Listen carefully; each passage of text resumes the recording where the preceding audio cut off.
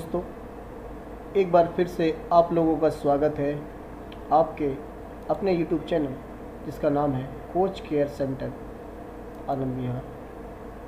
तो आज हम डिस्कस करने वाले हैं फैबिले के व्हील स्लाइड प्रोटेक्शन यानी WSP की D2 शेड्यूल में प्रिवेंटिव चेक। तो आइए इस वीडियो की शुरुआत करते हैं। तो इसमें सबसे पहला आइटम जो हमें चेक करना है उसका नाम है वायरिंग स्पीड सेंसर और जंक्शन बॉक्स के बीच की वायरिंग की निरंतरता यानी कॉन्टिन्यूटी जांच करने के लिए हम मल्टीमीटर का उपयोग करते हैं। मल्टीमीटर के द्वारा दो तार के बीच की कॉन्टिन्यूटी की जांच करते हैं। इस जांच को हम पहले, दूसरे, तीसरे और चौथे सेंसर के लिए दोहराते हैं और यह चेक करते हैं कि तार कहीं से कटा या फटा तो नहीं है और वह कॉन्टिन्यूटी को मेंटेन कर रहा है। इसके पश्चात हम जंक्शन बॉक्स और WSP पैनल के बीच की वायरिंग को चेक करते हैं। चेक करते समय यदि पहले जंक्शन बॉक्स पर दो तार डिस्कनेक्ट हो जाते हैं तो माइक्रो प्रोसेसर पर उसकी स्क्रीन पर फॉल्ट कोड 11 दिखाई देगा। क्योंकि अब यह फॉल्ट 11 आ चुका है तो इसे हम तब तक रीसेट नहीं कर सकते जब तक हम दो तारों को आपस में कनेक्ट ना कर दें। जैसे ही हम इन तारों को सही तरीके से वापस कनेक्ट कर देते हैं तो 11 को रीसेट करना संभव हो पाता है।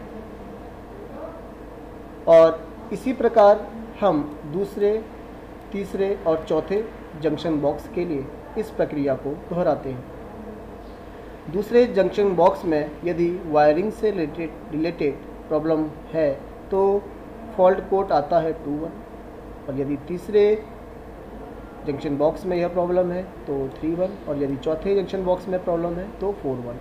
तो इस प्रकार से हम बारी बारी से चारों जंक्शन बॉक्स को वायरिंग के लिए चेक करते हैं। इसके बाद अगला जो आइटम है वह डंप वाल्व और WSP पैनल के बीच की वायरिंग। तो डंप वाल्व एक पर यदि 3 तार डिस्कनेक्ट होते हैं तो माइक्रो प्रोसेसर पर फॉल्ट कोड 14 दिखाई देगा। चूँकि फॉल्ट कोड 14 है तो अब हम इसे रीसेट नहीं कर सकते जब तक कि हम इस फॉल्ट को वापस सही ना कर दें। तो फॉल्ट सही करने के लिए हम तीनों तारों को वापस कनेक्ट करेंगे। वापस कनेक्ट करने पर यह फॉल्ट यदि ठीक हो गया है तो 14 को रीसेट करना हमारे लिए संभव हो जाएगा। और इसी तरह हम दूसरे, तीसरे और चौथे डंप वाल्व के लिए इस प्रक्रिया को दोहराते हैं। और यदि दूसरे डंप वाल्व और पैनल के बीच प्रॉब्लम है तो 24 और तीसरे में यदि प्रॉब्लम है 34 और चौथे डंप वाल्व में यदि प्रॉब्लम है तो 44 हमारी स्क्रीन पर दिखाई देगा।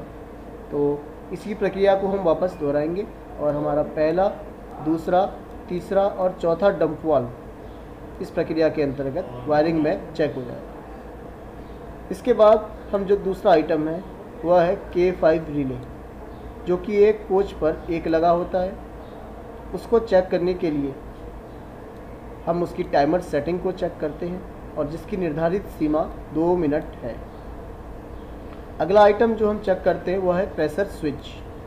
प्रेशर स्विच में कट इन प्रेशर की वैल्यू 2 kg/cm² और कट ऑफ प्रेशर की वैल्यू 1 kg/cm² होती है।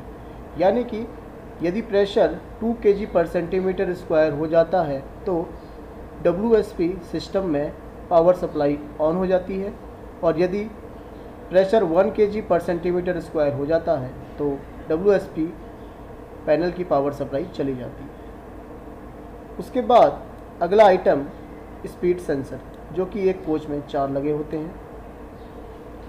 हम यह जांच करते हैं क्या स्पीड सेंसर WSP को स्पीड सिग्नल दे रहा है। इसकी जांच करने के लिए पोलराइड सिमुलेटर के माउंटिंग फ्लैंज पर एक सेंसर को फिट करते हैं और 2 सेकंड से कम के लिए पोलराइड सिमुलेटर को चलाते हैं। तो इस प्रक्रिया में पहला डंप वाल्व काम करना चाहिए जिसका संकेत हमें हवा के निकास द्वारा मिल जाता है। जब भी हवा का निकास होता है तो डंप वाल्व कार्य कर रहा होता है, और इस प्रक्रिया में हमें यह पता लग जाता है कि जो सेंसर है वो WSP को स्पीड सिग्नल दे रहा है। इसी तरह हम दूसरे, तीसरे और चौथे डंप वाल्व की जांच करते हैं, और इस प्रकार हमारे चारों सेंसर चेक हो जाते हैं। अब इस पर अगला आइटम स्पीड सेंसर और दांतेदार पहिए के बीच गैप।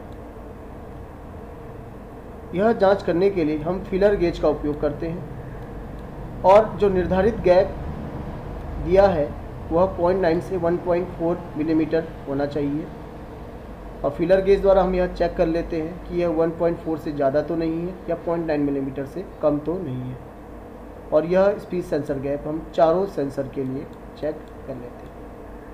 इसके पश्चात हम डंप वाल्व, जो कि एक कोच पर 4 लगे होते हैं, उसकी जांच करते हैं, और चारों डंप वाल्व को संचालन के लिए जांच करते हैं। माइक्रो प्रोसेसर की स्क्रीन पर एक नीचे स्विच लगा होता है, टेस्ट बटन, उसको दबाते हैं और स्क्रीन पर 888 4 बार प्रदर्शित होता है एक साथ। जैसे ही यह 4 बार 8 एक स्क्रीन पर दिखाई देगा तो हम टेस्ट स्विच को रिलीज कर देते हैं, और डंप वाल्व निम्नलिखित तरीके से कार्य करना आरंभ करेगा। पहला डंप वाल्व कार्य करता है, फिर दूसरा, फिर तीसरा और चौथा। जब ये चारों डंप वाल्व कार्य करते हैं तो उसके अंत में 99 डिस्प्ले स्क्रीन पर आता है, और जब भी कोई डंप वाल्व कार्य करता है तो डंप वाल्व से हवा का निकास होना चाहिए। तो इस प्रक्रिया को हम चारों डंप वाल्व के लिए दोहराते हैं। और इसके बाद अगला आइटम जो चेक करना है वो है आपातकालीन त्वरक वाल्व, जो कि एक कोच में एक लगा होता है। हम इसके आपातकालीन संचालन के लिए जांच करते हैं, और आपातकालीन त्वरक वाल्व पर आपातकालीन ब्रेक लगाकर जांच करते हैं। तो इस प्रकार तेज़ी से BP को 3 kg पर सेंटीमीटर स्क्वायर तक गिराते हैं, और आगे उसका गिरना रोकते हैं।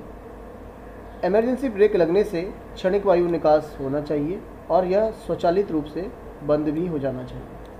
तो यदि इस प्रकार ब्रेक वाल्व, त्वरक वाल्व हमारा कार्य करता है तो इसका मतलब आपातकालीन ब्रेक वाल्व ठीक है। जब BP को 3 kg पर सेंटीमीटर स्क्वायर तक गिराया जाता है तो यह आपातकालीन त्वरक वाल्व कार्य करना आरंभ कर देता है।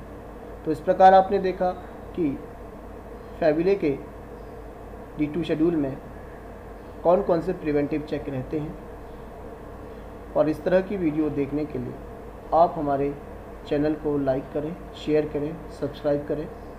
धन्यवाद।